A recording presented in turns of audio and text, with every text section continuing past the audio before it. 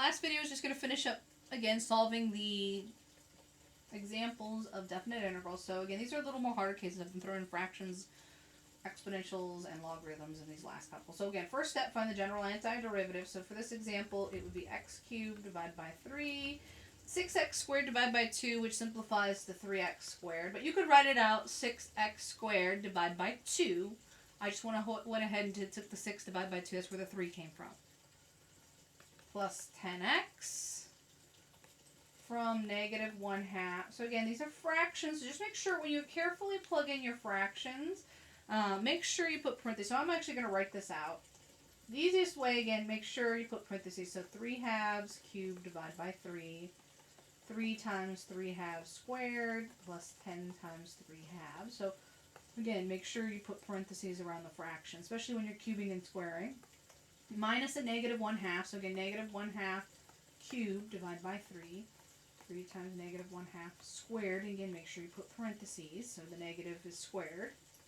And 10 times negative 1/2. Alright, so make sure you're careful when you plug those in, and then hit your fraction key. Give them exact, alright? Don't give approximate answers. You have a fraction key on your calculator to use it. Alright, so the first one simplifies to 183 over 8. And then the second expression is negative 103 over 24. And then you take it, so you actually add those. And it comes out to 163 over 6. That's the exact. So this time there's more area above.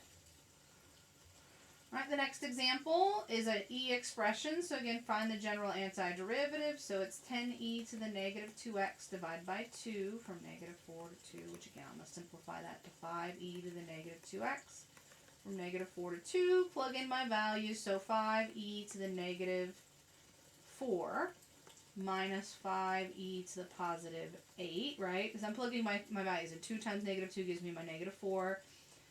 Negative 2 times negative 4 gives me my positive 8, right? So those are the values that we plugged in. And so that's exactly what it is.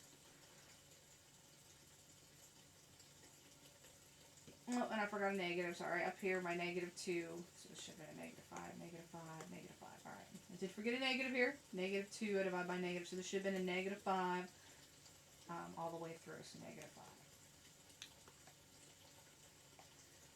All right, so it's 5e to the 8 minus 5e to the negative 4 would be the exact answer.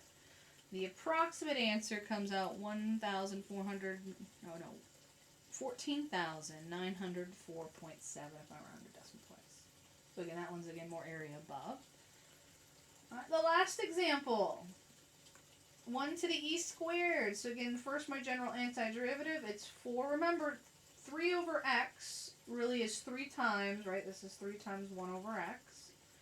And so it's 3 times the natural log of x. Remember, we always put absolute value, although in this case, if you had forgotten, unlike the earlier example I did, not the end of the world because my values are both positive. But always write it down so you don't forget when it is important.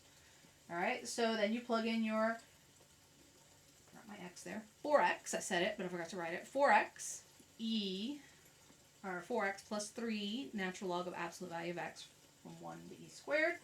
And so it's 4e squared plus 3 times the natural log of e squared minus 4 times 1, which is just 4, plus 3 times the natural log of 1. And so this simplifies to 4e squared plus 3 times 2, right? Natural log of e squared is 2. If you plug it in, it comes out 2. Minus 4, because the natural log of 1 is 0, and so all I'm left with is a minus 4 here. And so that simplifies to 6 minus 4, so it's 4e squared plus 2 would be the exact answer. And then you type that into your calculator and find the approximate answer, which I'm going to leave that for you to do. Alright, so that finishes up the fundamental theorem of calculus, how to solve the definite integral, which is either which is the cumulated sum of the function values. So if the function values are all positive, it's the exact area under the curve. If I've got positive and negative values, it's the difference in the area above and the area below, right? Because I've got my positive accumulation and my negative accumulation.